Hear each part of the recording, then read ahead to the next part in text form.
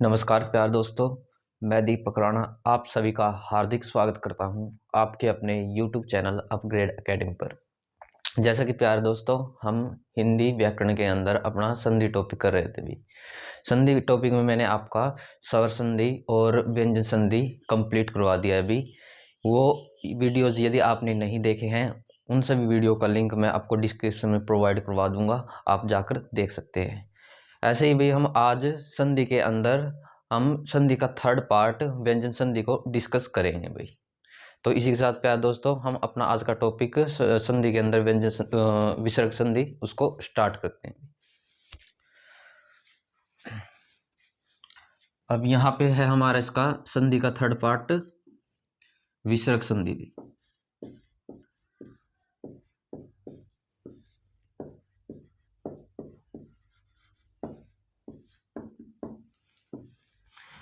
अब भाई पहले नंबर पर तो आपको इसकी डेफिनेशन पता होनी चाहिए, क्योंकि एग्जाम के अंदर डायरेक्ट इसकी डेफिनेशन भी पूछ ली जाती है। देखिए, मैं आपको थोड़ी सी सभी की डेफिनेशन रिवाइज करवा देता हूँ। स्वर संधि की मैंने आपको डेफिनेशन क्या बताई थी कि भाई आपको स्वर के बाद स्वर ही मिलेगा, उसको स्वर संधि कहते हैं। बट व्यंजन संधि मैंने क्या बताया था, व्यंजन के बाद आपको स्वर मिल सकता है और व्यंजन भी, तो ऐसी संधि को व्यंजन संधि बोला जाता है। अब बात करें कि भाई विसर्ग संधि किसको बोलेंगे, तो ये ध्यान में रखिएगा, विसर्ग से पहले आपको क्या मिलेगा, विसर्ग के बाद आपको या तो स्वर या व्यंजन मिलेगा। और व्यंजन में क्या था आपका, व्यंजन तो रहेगा भी पहले आपका, उसके बाद आपको स्वर या व्यंजन दोनों मिल सकते हैं। मीन्स कंडीशन बाद वाली दोनों सेम है, स्वर या व्यंजन की। बट पहले वाली में उसमें व्यंजन संधि में व्यंजन था, इसमें आपका क्या रहेगा भी, आपके पास विसर्ग रहेगा। तो यानी यहां से हम अपनी डेफिनेशन क्या लिखेंगे विसर्ग संधि की, विसर्ग के बाद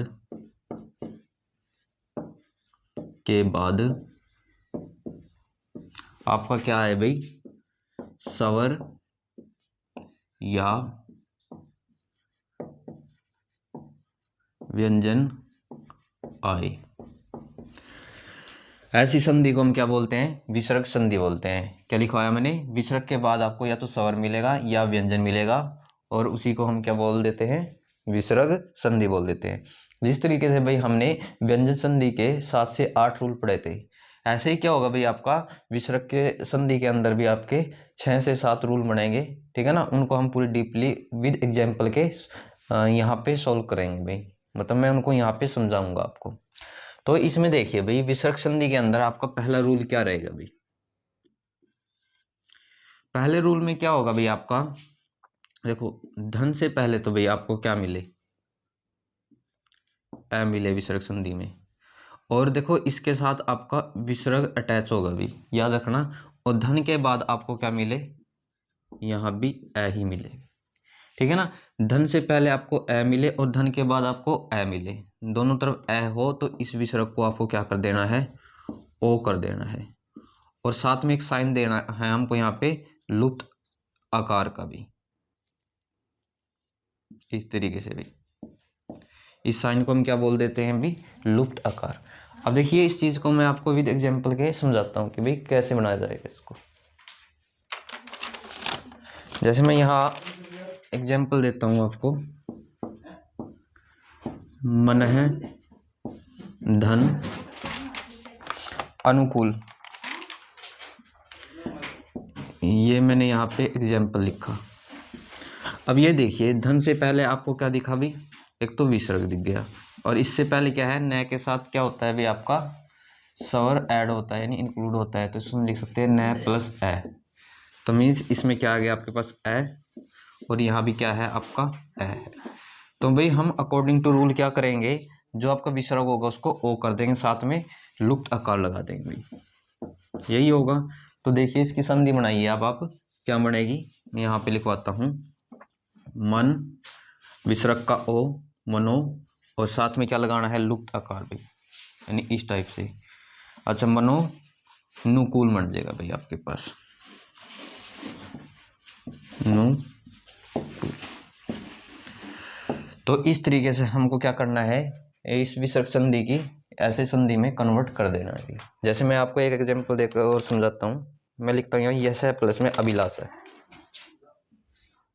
यहाँ एक और एग्जांपल देता हूँ, यशः धन या फिर प्लस अभिलाषा, अभिलाषा।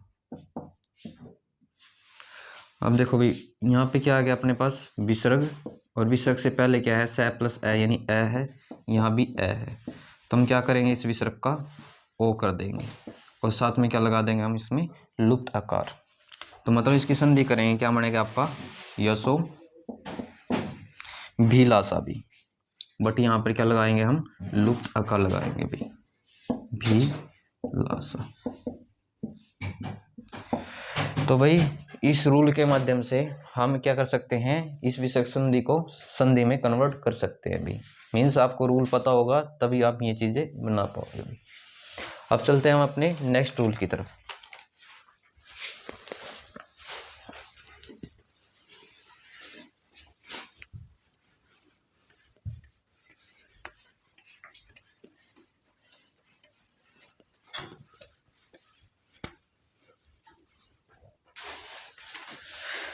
नेक्स्ट रूल क्या है हमारे पास, रूल नंबर सेकंड।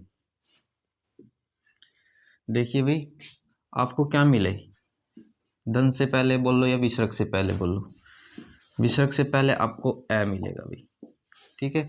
लेकिन विसर्ग के बाद आपको क्या मिलेगा, या तो मिले किसी भी वर्ग का भी वर्ग का तीसरा चौथा और पांचवा अक्षर, अक्षर बोलो या वर्ण या अंतस्थ व्यंजन। भाई कल मैंने आपको बताए थे अंतस्थ व्यंजन कितने होते हैं 4, य र ल व, और एक आपको उष्ण व्यंजन है दिखे, तब आपको क्या करना है जो ये विसर्ग है इसका खाली ओ करना है। कंडीशन क्या है आपकी बार, इसमें आपका क्या नहीं लगेगा भी लुप्त आकार नहीं लगेगा। देखिए मैंने क्या लिखवाया आपको रूल, विसर्ग से पहले तो ए लिखेगा, बट इसके बाद आपको क्या दिखे किसी वर्ग का तीसरा चौथा पांचवा वर्ण या फिर अंतस्थ व्यंजन या रह और एक उष्ण व्यंजन है मिले, तो इस विसर्ग को खाली ओ करना है, इसके साथ लुप्त आकार नहीं लगाने भी। जैसे एग्जाम्पल से समझते हैं इनको, मैं यहाँ लिख देता हूँ मन है प्लस में जय, ये लिखा मैंने एग्जाम्पल मन है प्लस में जय। अब देखिए यहाँ पे क्या था अपने पास विसर्ग था, और विसर्ग से पहले क्या आ गया अपना ए, और विसर्ग से बाद क्या है हमारे पास, देखो यहाँ पे क्या है जय, और जय क्या है किसी भी वर्ग का इनमें से एक होना चाहिए तीसरा चौथा पांचवा। अब देखिए जय छ जय क्या है तीसरा वर्ण है, तो यहाँ पे क्या आ गया ये जय तीसरा वर्ण। तब हम क्या करेंगे जो ये विसर्ग होगा इसको ओ में बदल देंगे, मीन्स इसकी संधि क्या बन जाएगी मन है प्लस जय की मन, और इस विसर्ग का कर दो ओ, यहाँ पे जय ऐसे का ऐसा। तो इस तरीके से हमको इसकी संधि बनानी है अभी। जैसे इसमें और भी एग्जांपल देता हूँ मैं आपको, पया प्लस में द, यहाँ पे देता हूँ पया है प्लस में द भी। अब देखिए यहाँ पे क्या आ गया आपके पास विसर्ग आ गया, और विसर्ग से पहले क्या है यह प्लस ए मीन्स ए आ गया आपका, और विसर्ग के बाद क्या है द क्या है अभी आपका किसी वर्ग का क्या होना चाहिए इनमें से एक होना चाहिए तीसरा चौथा पांचवा। जैसे मैं बात करूँ पै फै बै, इसमें से बनेगा त थ द, मतलब तीसरा ही ये वर्ण हो गया तय की तय वर्ग के अंदर भी। तो हम क्या करेंगे जो ये विसर्ग होगा इसको ओ में बदल देंगे, मीन्स इसकी संधि क्या बनेगी पय इस विसर्ग का ओ कर दो यानी ओ द नु करो भाई, यानी प्योद। जैसे और एग्जांपल देता हूँ मैं इसके अंदर आपको, तपह प्लस में बल, यहाँ देखो तपह प्लस में या धन में बल। अब विसर्ग से पहले आपको क्या देखा भाई पै पै प्लस ए, मतलब आपका विसर्ग से पहले ए आ गया, और विसर्ग से बाद क्या है अभी बै, बै क्या है किसी वर्ग का तीसरा अक्षर पै फै बै। तब हम क्या कर देते हैं इस विसर्ग को ओ में कन्वर्ट कर देंगे, ओ में बदल देंगे, मतलब इसकी संधि क्या बन जाएगी आपके पास, देखो तप और विसर्ग का आपको क्या कर देना ओ, बाकी ऐसे का ऐसा तपो बल। जैसे और एग्जांपल देता हूं मैं इसमें मन है प्लस में योग, मन है धन योग या प्लस योग, अब देखिए विसर्ग से पहले आपका ए है भी, यानी यहाँ पे आपका ए आ गया विसर्ग से पहले, और विसर्ग से बाद क्या है, मैंने क्या लिखवाया था, कोई भी अंतस्य व्यंजन या रै ल वह है या फिर कोई उष्ण व्यंजन है वो भी, तो इस विसर्ग को हम किस में कन्वर्ट कर देंगे, आप बोलोगे ओ में, क्योंकि यहाँ पे क्या आ गया था आपके पास अंतस्य व्यंजन यह। तो यानी इसकी संधि कीजिए, क्या बन जाएगा आपका मन, विसर्ग का कर देंगे हम ओ, योग नु का नु भाई, यानी ऐसे का ऐसा। तो इस तरीके से ये संधि बन जाएगी। देखिए प्यारे दोस्तों, इस रूल के हिसाब से हम अपनी संधि आसानी से बना सकते हैं, इसलिए पहले रूल को ध्यान से समझिए, उसके बाद उसके एग्जाम्पल कीजिए, ये चीज़ें आपको ऑटोमेटिक याद हो जाएंगी भाई। अब चलते हैं अपने नेक्स्ट रूल की तरफ।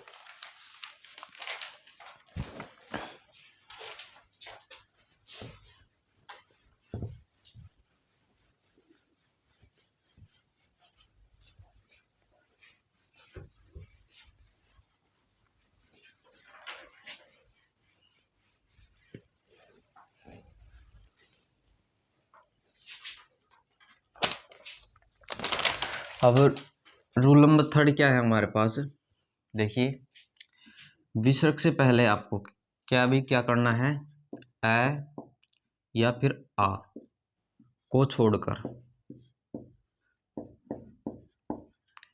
क्या करना है, ए या आ को छोड़कर जो मूल स्वर हमारे पास कितने थे 11, ठीक है ना, उन 11 में से हम 2 को हटा देंगे, बच गए 9, मतलब कोई भी स्वर दिखे इनको छोड़कर, कोई भी स्वर आई किससे पहले, विसर्ग से पहले, एंड विसर्ग से बाद क्या होगा भाई आपके पास, कोई भी स्वर हो 11 के 11 में से,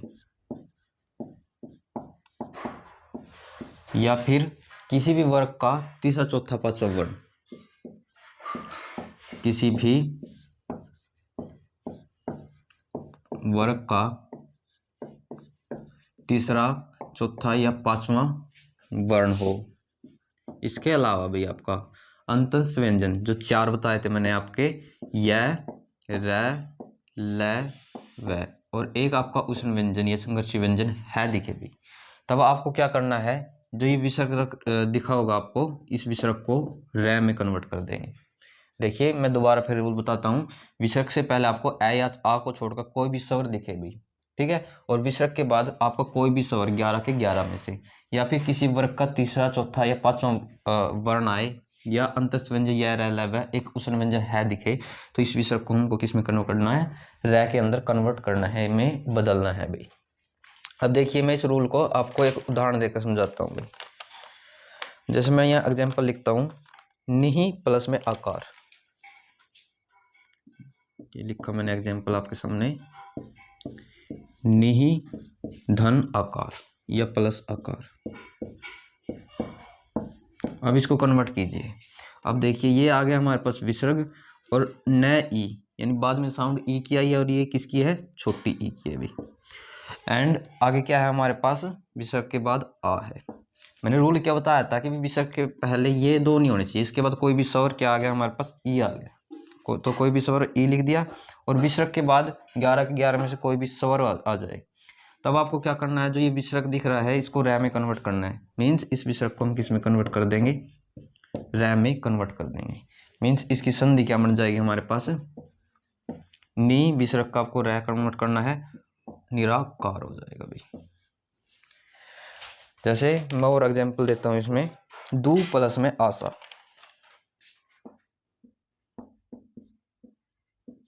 दूह प्लस में आशा। अब देखिए इसको बनाइए, ये आ गया आपके पास विसर्ग, और विसर्ग से पहले आपको छोटा ऊ दिखा भी, और विसर्ग के बाद कोई भी स्वर आ जाए भी, कोई भी स्वर के रूप में आ गया भी, तब हमको क्या करना है, जो ये विसर्ग है इसको किस में कन्वर्ट कर देना है, रै में। तो मतलब इसकी संधि क्या बन जाएगी आपके पास, आप बोल दोगे दुराशा, क्योंकि इस विसर्ग का रै हो गया भाई, आशा ये था, आशा ये लिख दिया भाई। तो ऐसे संधि बनानी है अभी।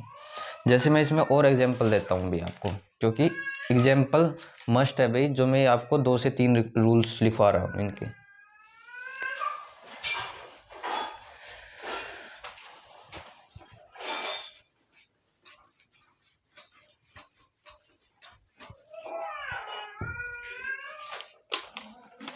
जैसे मैं और एग्जाम्पल लिखता हूँ इसमें, दू प्लस में बल भाई,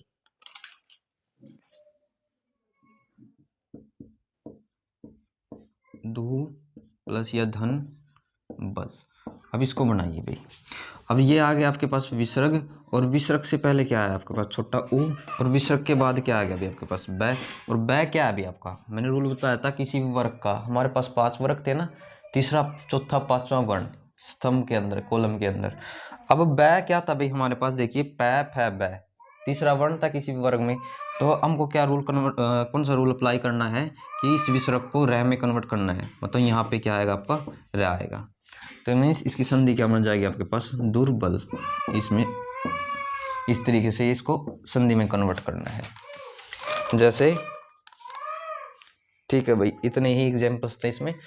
तो आई होप इन एग्जांपल्स से आपको ये रूल अच्छी तरीके से समझ में आ रहे होंगे भाई। अब चलते हैं हम अपने नेक्स्ट रूल की तरफ भाई।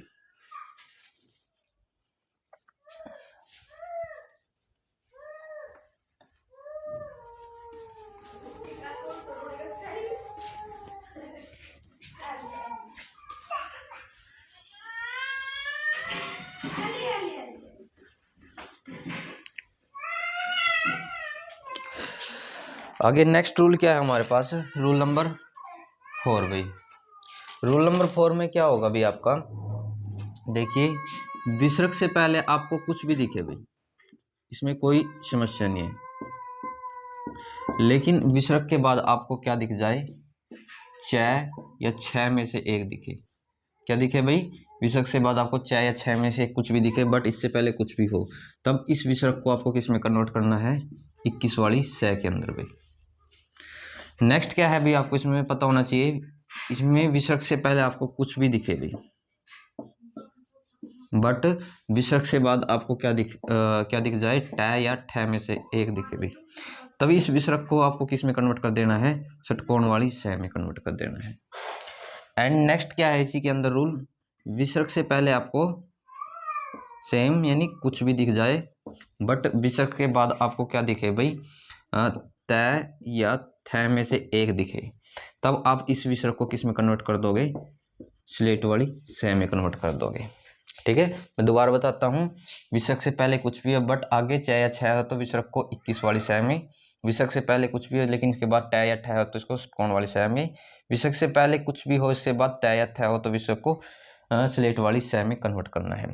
अब देखिए मैं इनको रूल्स को एग्जाम्पल देकर आपको समझाता हूँ भाई। जैसे मैं यहाँ एग्जाम्पल लिखता हूँ, धनु प्लस में टंकार, एग्जाम्पल लिखता हूँ यहाँ पे, धनु धन टंकार या प्लस टंकार, ये मैंने एग्जाम्पल लिखा। अब इसकी आपको क्या करनी है, संधि करनी है, और यहाँ पे विसर्ग भी अभी। अब देखिए रूल क्या बताया था भाई आपको, विसर्ग से पहले वैसे कुछ भी हो कोई प्रॉब्लम नहीं, बट विसर्ग के बाद आपको कहाँ पे गया, ट या ठ में से कुछ भी दिखे तो इस विसर्ग को हम षटकोण वाली स में कन्वर्ट कर देते हैं। अब देखो विसर्ग के बाद आपको क्या दिखा, ट दिखा, तो इस विसर्ग को किस में कन्वर्ट करेंगे भाई हम, आप बोल दोगे षटकोण वाली स में कन्वर्ट कर देंगे भाई। अब देखिए इसको बनाइए, कैसे बनाओगे, धनु और इसको हम हाफ करके लिख देंगे भाई, ठीक है ना। तो यहाँ पे हलन जरूर लगा लेना सभी में। तो मतलब इसका हम हाफ करेंगे स का, तो अद्धा स आएगा, किसकी जगह आएगा ये, इस विसर्ग की जगह भाई, तो यानी धनुष टंकार भाई, बाकी नु का नु। जैसे इसमें मैं और एग्जांपल देता हूँ आपको, नमः प्लस में ते, एग्जांपल हमारे पास नमः प्लस में ते। अब देखिए मैंने क्या बताया, विसर्ग से पहले आपको क्या दिखे, कुछ भी, बट विसर्ग से बाद आपको क्या दिखे, ये देखिए रूल लास्ट का, त या थ इनमें से एक दिख जाए तो इस विसर्ग को हम किस में कन्वर्ट करते थे, स में, मतलब इस विसर्ग के स्थान पर क्या आ जाएगा आपका, स आ जाएगा भाई। तो मतलब इसकी संधि क्या बनेगी, नम, इस विसर्ग के स्थान पर आपको ये स लगाना है, यानी अधि स करके ते ऐसे का ऐसा, मतलब नमस्ते, इसकी हम संधि को बढ़ा देंगे भाई। तो प्यारे दोस्तों आज के लिए इतना ही विसर्ग संधि में। जब हम इसका नेक्स्ट पार्ट पढ़ेंगे तो हमारी उस नेक्स्ट पार्ट में विसर्ग संधि कंप्लीट हो जाएगी, मीन्स जो संधि वाला टॉपिक है वो कंप्लीट हो जाएगा भाई। इसमें हमारे 4 से 5 रूल और बचते हैं, ठीक है ना। वो करने के बाद हम इस टॉपिक को पूरी डिटेल के साथ क्लियर कर लेंगे भी। यदि आपको वीडियो अच्छी लगी है तो प्लीज़ वीडियो को सपोर्ट कीजिएगा। कोई भी डाउट, कोई भी प्रॉब्लम है तो प्लीज़ कमेंट कीजिएगा। Thank you very much.